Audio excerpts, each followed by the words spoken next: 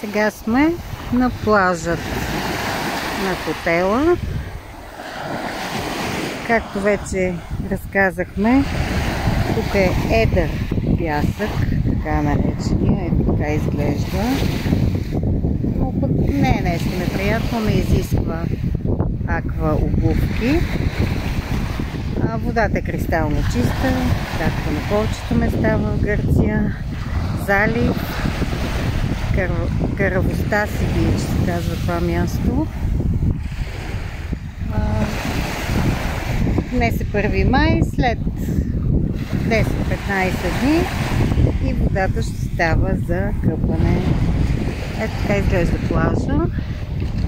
Чадъри и шезлонги безплатно за гостите на хотела.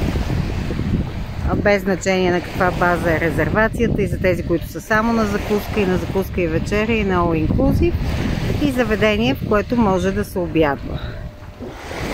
Разбира се, по-добре да се обядва в основния ресторант на хотела, където храната е много по-богата, както винаги.